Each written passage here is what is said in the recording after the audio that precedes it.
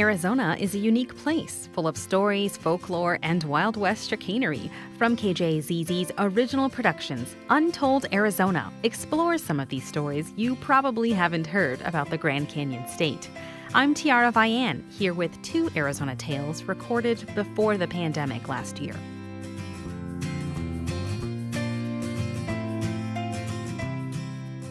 How can you live a frontier lifestyle long after the frontier has closed? Today, it involves solar panels, composting toilets, and rainwater harvesting. Meet some off-gridders in Cochise County. Brett Jaspers has the story. Let's visit 3 off-grid homeowners with houses in different stages of completion. First, this guy. My name's Clay, great house, and I'm trying to live up to my name. Great House is ready to put walls up for his off-grid home. He and his wife dug trenches where the walls are going to be, walls made out of long, narrow mesh bags filled with earth. Then the exterior walls will be bags filled with volcanic rock. It's really porous and airy, so it'll be like an insulated wall. I ran my fingers over it. Great House has traced out bedrooms and a courtyard. He's just waiting for a delivery of more bags. He's also a realtor in Tombstone and talks to a lot of people considering going off-grid. People get afraid because it's like, well, how are we going to run the air conditioner and stuff? And I said, well, if you're building a house, the way to get around that is build a house that doesn't need a lot of air conditioning. With bags of earth and volcanic rock, you can better control the temperature. Another strategy, though, is to build walls with straw bales. But this is our practice building, so, whoa, slippery. So it is a construction site. Pat Reynolds is a retired teacher. She and her husband bought their land a year and a half ago. We spent 3 years just retired, traveling around in our motorhome, and we just got fat and lazy and bored, you know? So now every morning we can choose what to work on or not to work at all. This practice house has a shower, a composting toilet, and walls made of straw bales reinforced with rebar, then covered with clay.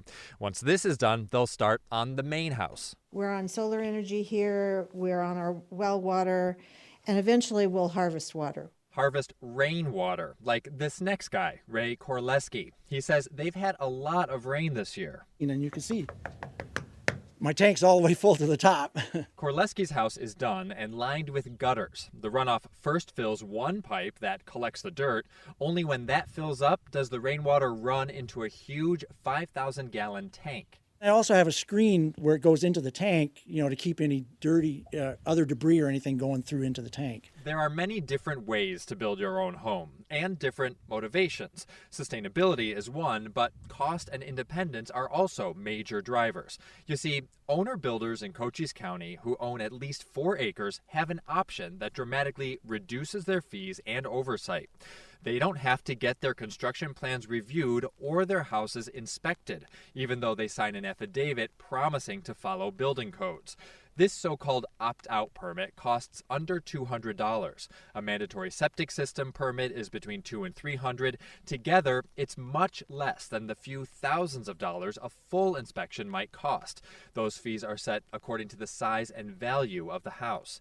Clay Greathouse, the realtor, says the opt-out permit makes living off-grid more possible. $20,000, all of a sudden you've got a roof over your head and a place of your own, got the dignity of owning your own place and everything. But opting out of inspections makes it harder to insure a house or sell it later on. A potential buyer wouldn't know all the nitty-gritty details. Dan Coxworth is director of Cochise County Development Services. He's worried about safety. Once you cover up the walls, you don't know if headers have put in correctly, if it's been wired correctly, or gas lines put in correctly. So from a safety perspective, we do have concerns. Coxworth was quick to add, however, he couldn't point to examples of fires or deaths as a result of opt-out homes.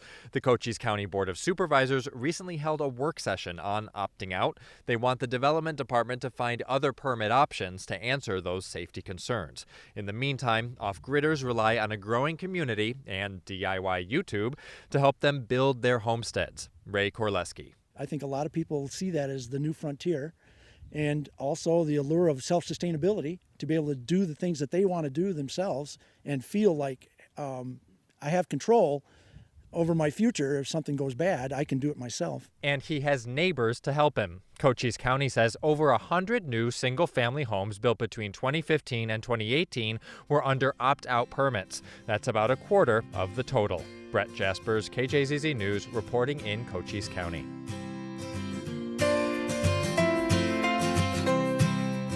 San Pedro de la Cueva is about as remote a corner of vast, sparsely populated Sonora as there is. Nevertheless, Arizona and other U.S. bass anglers have been heading there for decades. Murphy Woodhouse takes us there. Gary Chitwood had fish on the brain. You getting excited? I'm ready to go fish. How about you? He'd been driving since well before dawn from Payson when we met up late last year at a gas station on the outskirts of Hermosillo. His adult son Trevor was along for the ride and looking forward to his first visit to his dad's beloved Sonoran spot. Excited to get on the lake? Yeah, I'm ready to rock. From Hermosillo, it's a more than 2-hour drive deep into the rugged Sierra Madre foothills to San Pedro. The sleepy town of around 1,500 people sits at the north end of the massive El Novillo Reservoir, whose snaking fingers stretch for miles. At Gary's simple home in town, father and son get their boat and gear ready for the first day on the water. So what I've done is I've re-rigged these with all different lines for the different lures to match them with the rods that we're going to throw. So he's got 37 different setups so that he can find the magic combination. For about 5 years, Gary tried to make a go of it on pro bass circuits. The fruit of that is a great deal of angling wisdom, but it also came with sacrifices. My boys were playing Friday night football, and I was on a lake in Arizona, and I couldn't watch. I couldn't be there. They were all good athletes, and I always hear the next day, hey, you should have seen what your son did. And so at that point, I decided enough's enough. But now he mostly fishes for pleasure and comes down to San Pedro as often as he can. He bought a place here about 15 years ago, joining the sizable seasonal community of Arizona and other U.S. anglers. This lake has no pressure. There are good fish. There are good people here. The atmosphere here is so good. I just keep coming because it's where I come to hide. About 12 hours after leaving Payson, Trevor, Gary, and his new boat were on the water, and they had it almost to themselves. It's a big old boat. So I was telling him that it's long. It's almost 22 footer, so it's going to have plenty of room for us. For water pump, water temperature, engine temperature's good. And we were off in search of promising banks, but in less than ideal conditions. Late season rains brought welcome water, but also debris in turbid waters. Pretty muddy. I've never seen it this muddy. That didn't stop Trevor from getting the trip's first fish in the boat. But it was otherwise a slow start. Before heading back, Gary put together a game plan for the next day. Yeah, we're probably going to have to go up the Yaqui or go to Big Lake, all the way to the Big Lake. That would be the clearest water. American anglers have been coming to El Novillo since the dam first filled in the mid-1960s. The head of one of the San Pedro clubs estimated there are hundreds of foreigners who flock there in the high season. To get a sense of what those visitors and residents mean for places like San Pedro, I met up with the state's fisheries subsecretary, Juan Pablo Verduzco. La pesca deportiva desde que se inició, pero más en los últimos años. He says sport fishing has brought major economic impacts, especially in recent years. That's why the state is undertaking an effort to improve the quality of bass specimens in Sonoran reservoirs. This year, they're also starting to allow anglers to get their permits online. Y creemos que tiene más potencial si nosotros la promovemos. And he says there's a potential for even more impact if the state promotes freshwater fishing. At the southern end of the lake the next day, the water was much clearer. That, and a switch to an unlikely lure, brought the hoped-for change in luck, at least for Gary. Got it. Here's a good fish. They came one. Got him. Good fish. Right after the other. We seem to have found something that works. 5-inch lizard's what's working. Black seems to be the color. It even ended Trevor's dry spell, just as the sun was getting low over the towering lakeside mountains. I was just saying, I just want one fish. Murph, we're not going to starve tonight. Here's what I know. Tomorrow, we'll have a boatload of black lizards, and we will load this boat. And with a promising strategy ready for the next day, we packed up and sped north. Murphy Woodhouse, KJZZ News, San Pedro de la Cueva.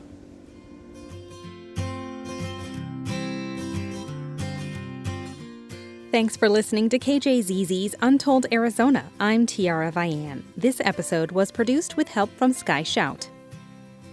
There are plenty of pictures, videos, maps, and more at untold.kjzz.org. Do you have an Untold Arizona story of your own? Drop us a line on Facebook, Twitter, or Instagram using the hashtag UntoldArizona. And check out our Facebook group where you can connect to more people who love a good Arizona tale as much as you do. Did you like this podcast? Please subscribe and rate it wherever you're listening. And if you're looking for more Arizona news and storytelling, visit podcasts.kjzz.org or search for KJZZ wherever you get your podcasts. And if you liked this episode, help us tell even more great stories. Head over to donate.kjzz.org to contribute. This is a KJZZ original production. Until next time, thanks for listening.